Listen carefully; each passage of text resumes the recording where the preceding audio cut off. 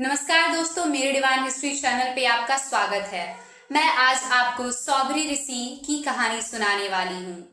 एक समय की बात है, सौभरी ऋषि यमुना के जल के अंदर अपनी तपस्या कर रहे थे।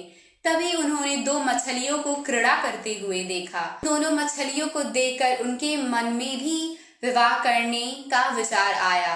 अपने योग्य स्त्री की तलाश में वे राजा मंधाता के पास गए, जो अयोध्या के राजा थे। उनकी 50 पुत्रियां थीं। जब सौभरी ऋषि राजा मंधाता के पास अपने विवाह का प्रस्ताव लेकर पहुंचे, तब राजा इस विचार में पड़ गए कि सौभरी ऋषि एक मुनि है, तपस्वी हैं और उनकी वेशभूषा भी इतनी सुंदर नहीं है। लेकिन वे सौभरी ऋषि को मना भी नहीं कर सकते थे। अगर उन्होंने अपनी बेटी देने से उन्हें मना किया तो उन्हें श्राप दे सकते थे। तब राजा मंधाता ने कहा कि मैं अपनी 50 पुत्रियों को आपके सामने बुलाऊंगा और मेरी किसी भी बेटी ने आपको पसंद कर लिया तो मैं उससे आपका विवाह करा दूंगा। सौभरी ऋषि राजा मंधाता की मनसा समझ चुके थे कि वे अपनी पुत्री नहीं देना चाहते। इसी वजह से उन्होंने राजा से कहा कि मैं अगले दिन शाम को आऊंगा। सौभरी मुनि ने अगले ही दिन अपने तप के बल से अपना शरीर एक सुंदर यौवन रूप में परिवर्तित कर लिया और राजा मंधाता के पास गए।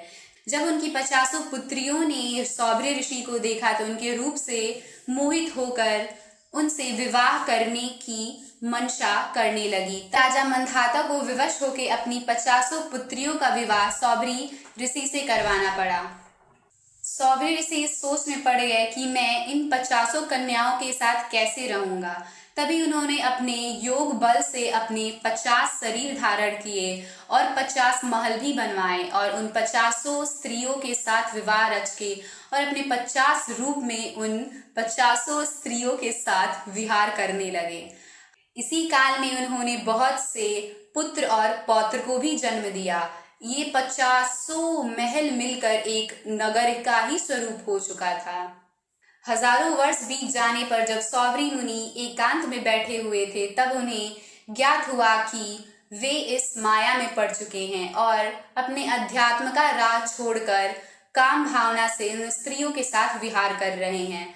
तब उन्हें यह ज्ञात हुआ कि चाहत और कामना का कोई भी अंत नहीं है और इस माया में पड़कर मनुष्य कभी भी सुख को प्राप्त नहीं हो सकता। इसी वजह से उन्होंने फिर से अपनी स्त्री और अपने पुत्रों को त्याग दिया और अपने अध्यात्म के मार्ग पर निकल पड़े। इससे हमें यह शिक्षा मिलती है कि सांसारिक बंधनों में बंधकर कोई भी सुखी नहीं रह सकता और सुख को प्राप्त नहीं हो सकता। अध्यात्म ही हमारे सुख का एकमात्र और सच्चा मार्ग है। धन्यवाद दोस्तों। अगर मेरी यह कहानी आपको पसंद आई तो प्लीज़ लाइक, कमेंट, शेयर और सब्सक्राइब करें। धन्यवाद।